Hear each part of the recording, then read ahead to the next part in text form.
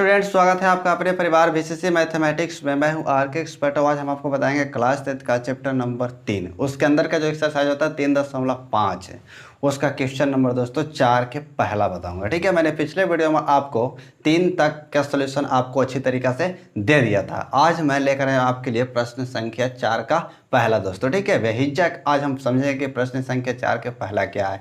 इस प्रश्न पर विशेष तरीके से हमें ध्यान देने की जरूरत है। ठीक है दोस्तों, चलिए अगर इस वीडियो पर आएंगे तो वीडियो को अंत तक देख के जाइएगा। ठीक है, अगर वीडियो अच्छा लगेगा तो वीडियो को लाइक कीजिएगा और चैनल को सब्सक्राइब कर लीजिएगा और बेल आइकन को प्रेस कीजिएगा। ठीक है, चलिए बातें बाद में करेंगे, कह कि बातें तो बाद में होती रहेगी। सबसे पहले मैं प्रश्न पढ़ लेते हैं कि प्रश्न कहता क्या है। ठीक है, देखिए प्रश्न आपका क्या कहता है कि एक छात्रावास के मासिक व्यय का एक भाग नियत है।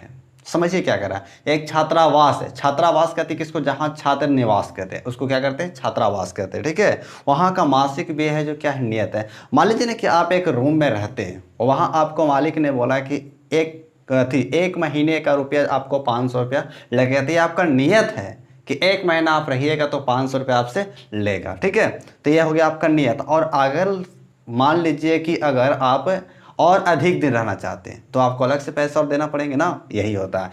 अलग से पैसे देने की बात को हम क्या कहेंगे, अतिरिक्त किराया। ठीक है, तो यहाँ पे आपको बोला है कि एक छात्रावास के मासिक व्यय का एक भाग नियत है तथा शेष इस पर निर्भर करता है कि छात्र ने कितने दिन भोजन लिया, यानी अतिरिक्त भोजन पर खर्च और एक मासिक खर्च, ये आपको देखना है। ठीक है, जबकि एक विद्यार्थी ए को 20 दिन भोजन करता है तो उसे 1000 रुपये छात्रावास के लिए अदा करना पड़ता है। यानी एक व्यक्ति ए है, नाम उसका क्या दिया है, कितना बढ़िया नाम दिया, ABCD का सबसे फेमस अक्षर ए। ठीक है, उसका नाम है ए। जो छात्र था एक महीने में भोजन करता, उसको 1000 रुपये अदा करता था। उसी तरीक़ा से एक छात्र बी था जो 26 दिन भोजन करता था, उसको अदा करना पड़ता था 1180 रुपये दोस्तों। ठीक है, तो कहता है क्या निकालने के लिए आपका कि नियत व्यय और प्रतिदिन के भोजन का मूल्य ज्ञात कीजिए। तो सबसे पहली बात इसमें निकालने वाला उसी को हम मान लेंगे। माना कि नियत व्यय 100 रुपया और अतिरिक्त भोजन का व्यय कितना मानेंगे, 22 रुपया। ठीक है, यहाँ पर देखिए स्टार्ट करते हैं प्रश्न संख्या 4 का पहला दोस्तों। ठीक है, मानेंगे कि पहले माना कि छात्रावास था, छात्रावास के नियत व्यय कितना है, 100 रुपया मानेंगे हम, है नहीं, मानना पड़ेगा हमको कि 100 रुपया है, तथा प्रतिदिन भोजन पर खर्च कितना मानेंगे, भोजन पर व्यय मान लेते, व्यय है तो व्यय और खर्च एक ही को कहते हैं, यानी खत्म होना। ठीक है, तो इसको हम 22 रुपया से मान लेंगे। ठीक है, चलिए हमारा छात्रावास का नियत व्यय कितना, 1 है। अब हर स्थिति में आप जितना खर्च कीजिए उतना में से नियत आपको 100 रुपया लेगा और 22 रुपया आपको अलग का खर्च लेगा, यानी प्रतिदिन।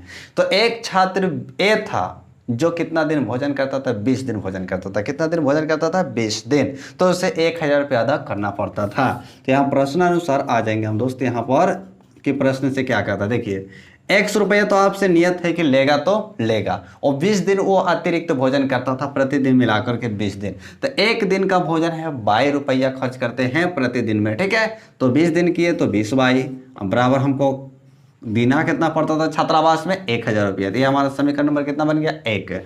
पुनः उसी तरीका से एक छात्र बी था जो 26 दिन भोजन कर रहा है। कितना दिन भोजन कर रहा है, 26 दिन। तो ये तो निश्चित है कि 100 रुपया उससे लेगा ही तो लेगा।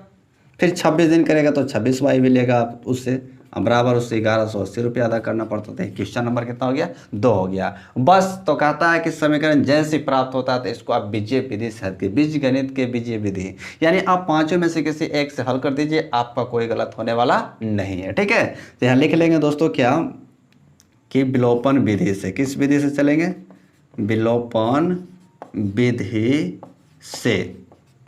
ठीक है, विलोपन विधि कहते किसको है, इसीलिए समीकरण 1 से, समीकरण 1 और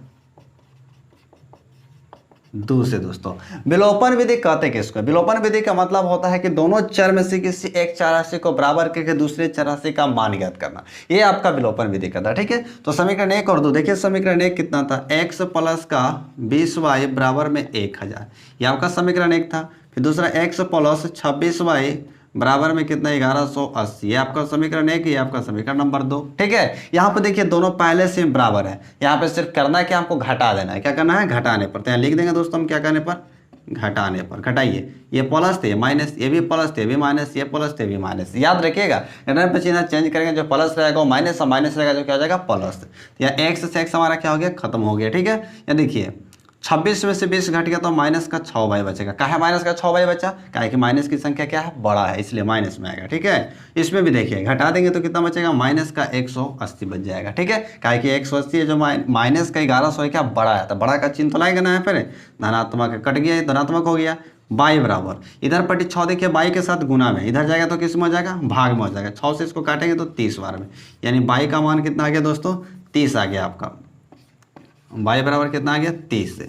यानी कह सकते हैं कि बाई का मान कितना आएगा, 30। देखिए एक 84 को बराबर किए, दूसरे 84 का मान निकल गया कि नहीं। अब इस दूसरे 84 का जो हमें मान प्राप्त है उसको उठाकर हम समीकरण 1 या 2 में धर देंगे तो हमारा तीसरे 84 का मान प्राप्त हो जाएगा जो दूसरा था बचा हुआ। ठीक है, एक्स का मान निकालेंगे।